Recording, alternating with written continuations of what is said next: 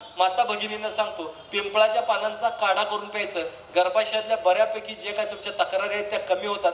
अधिक माहितीसाठी तुम्ही आमच्या महिला स्वास्थ्य फाउंडेशन म्हणजे आमच्या माईंना तुम्ही कॉल करू शकता आणि माईंना त्यांचा ग्रुप आहे त्याला जॉईन जरी झाला तर रोज तुम्हाला त्या महिलांच्या जे प्रॉब्लेम्स असतात ह्याच्याबद्दल तुम्हाला घरगुती उपाय तुमच्या त्या ग्रुपवरती तुमच्या त्या व्हॉट्सअपवरती येत राहतील. नक्की तुम्ही व्हॉट्सअप करा आणि व्हॉट्सअप तुमचा नंबर आला की तुम्हाला बऱ्यापैकी त्याच्यावरती माहिती मिळून जाईल. रोज महिलांच्या अनंत अडचणी असतात ज्या काही गोष्टी आपण नवऱ्याला सुद्धा बोलू शकत नाही कारण त्यांचा सुद्धा गैरसमज तुमच्याबद्दल होऊ शकतो. अशी मनातली शंका कुठली असेल तर तुम्ही नक्की आमच्या महिला स्वास्थ्य फाउंडेशनला विचारा आणि माई त्याचं उत्तर तुम्हाला देतीलच. तुमच्यासाठी मी एकटा पट्ट्या बास आहे, तुम्ही काय टेन्शन घ्यायचं नाही. काय वाटतं ते होऊ दे, मी आहे त्यावर तुम्ही भ्यायचं नाही. आणि मी अजून काय 50 वर्षे मरत नाही. आत्ता वय 56 चालू आहे, बस 56.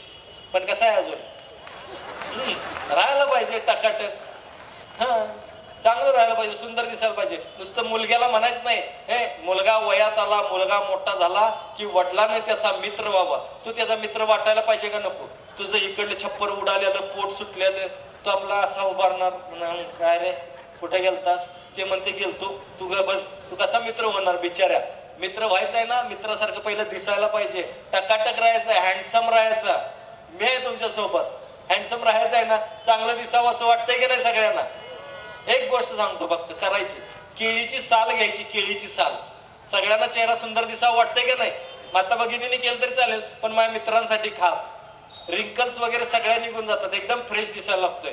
अहो हे असला इलाज करून मी मुलग्याला मुलगी बघायला गेलतो, ती मुलगी परेशान. ती आईला असं ट्रे घेऊन विचारतो कोण होते ती, यातलं हे आहे का ते आहे? टकाटक मस्त राहायचं आहे का नाही?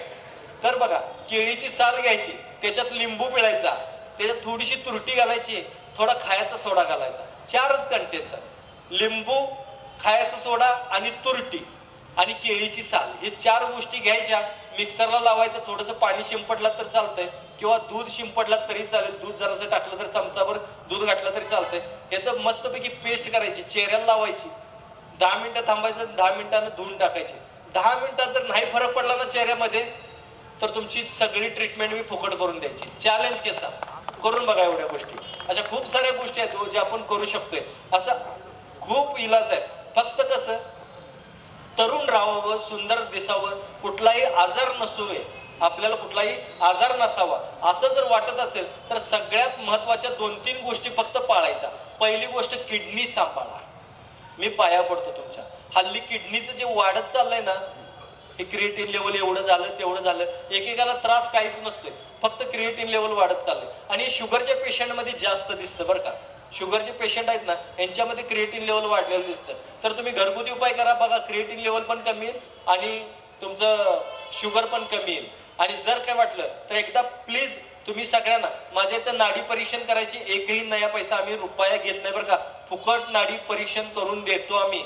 आमच्या पुण्याच्या केंद्रामध्ये, कोल्हापूरच्या केंद्रामध्ये आम्ही नाडी परीक्षण फुकट करतो. आम्ही कुठल्याही प्रकारे कुणाला मशीनमध्ये घालत नाही, पण जे आम्ही सांगतो ते परफेक्ट असतात. मी तर तोंड बघितल्यावरच ओळखतोय, ह्याचं गंभीर तोंड आहे म्हणलं 100% याला बीपीच्या गोळ्या चालू आहे.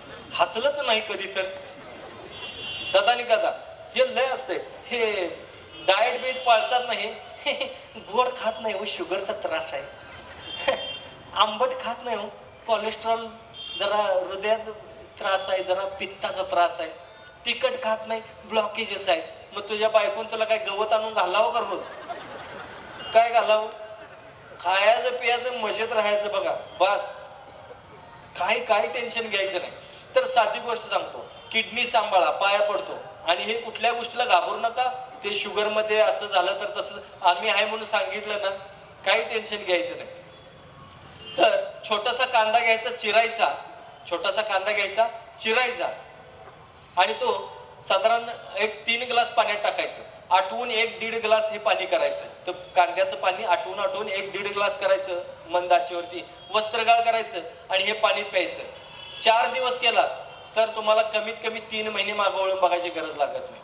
5-7 दिवस केलात, 7 दिवस केलात तर 5-6 महिने तुम्हाला मागं वळून बघायची गरज लागत नाही. आणि साधारण 15 दिवस जर केलात, सगळ्यांसाठी आहे, 15 दिवस जर केलात तर कमीत कमी कमीत कमी वर्षभर तुम्हाला कुठल्याही प्रकारे त्रास होणार नाही. एवढं फक्त करून बघा बस.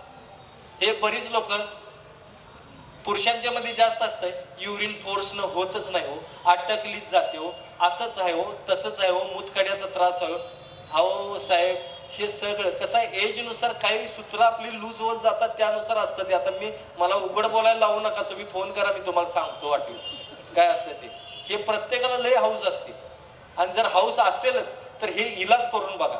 पांढरे तीळ खायचं, हे कांद्याचं करायचं. माता भगिनींना सुद्धा तुम्हाला सांगतो, हार्मोन्स इनबॅलन्स होत असताना बहुतांशी तुम्हाला जो त्रास होतो ना, अनामिक भीती वाटणे, तर गाजराचा रस फुलपात्र भरून काढायचा, त्याच्यात 1 चमचा मध घालायचा, हे मिक्स करायचं आणि प्यायचं.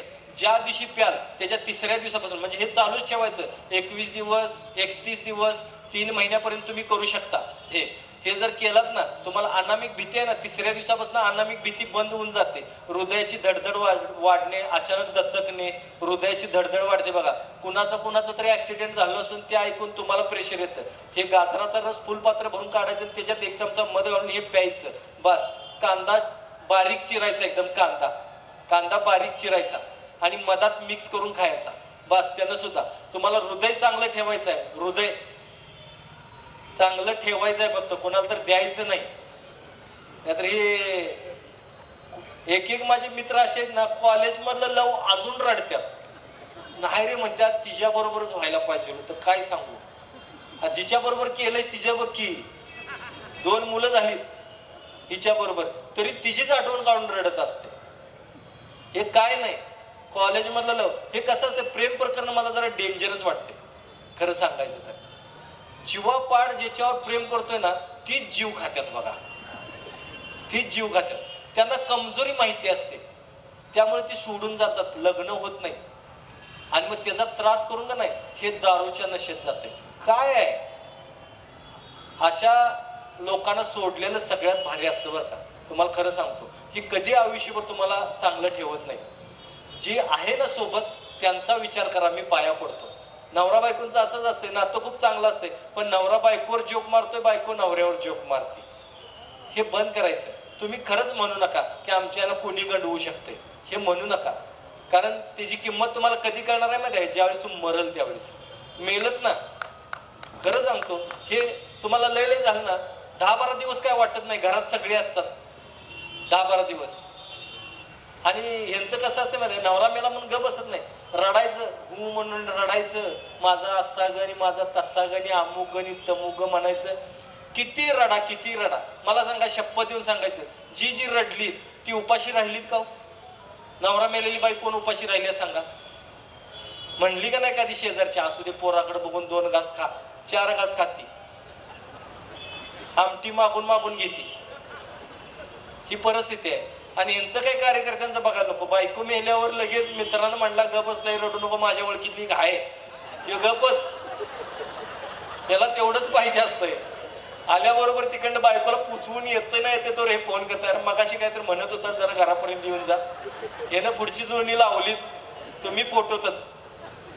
तुम्हाला असं तांब्यात पाण्याचे हात बुडवणार, असं करणार आहे बघ, पोरांच्यासाठी करून आणल्यावर का नाही, तू रागवू नकोस, लक्षात ठेवा. असो तर खरंच माता भगिनींना विनंती आहे, नवऱ्याची किंमत ना, तो ज्यावेळेस तुमच्याजवळ नसतोय ना, तो ज्यावेळेस मरतोय त्यावेळेस 10-12 दिवस काय वाटत नाही, 10-12 दिवसानंतर तुम्हाला तिची कमी जाणवायला लागते, आणि ती कमी जगात कुणी भरून काढू शकत नाही तुमची. हे लक्षात ठेवा. म्हणून नवऱ्याची किंमत ठेवा. पाया पडतो, आमची सकट सांगतो बरं का. तुम्हाला वाटणार माझीला सोडून सांगतोय वाटतं, आमचं काय भांडण झालेलं नाही, नाही मला पर्सनल मेसेज चालू केला का काय, तसं काय नाही. आणि तुम्हाला पण सांगतो, बायकोची किंमत आपण ठेवली पाहिजे. 4 दिवस जर माहेर गेली आणि घरात कोण नसेल, घर खायला उठतंय, हे लक्षात ठेवा साहेब. आपल्याला स्वतःला जेवण करून खायला लागते ना, कपडे धुवायला लागतात, त्यावेळेस कळतंय. आणि या साताऱ्यात काय सांगायचं, अहो खूप खूप चांगली माणसं आहेत. माझ्यासारखा माणूस खरं सांगायचं तर, खरं हे जे रोप लागलं आणि हे जे काय संस्कार मिळाले, हे साताऱ्यातून मिळाले. एवढा चांगला सातारा आहे. तुम्ही असं करू नका. पाया पडतो सगळ्यांचा. ओके.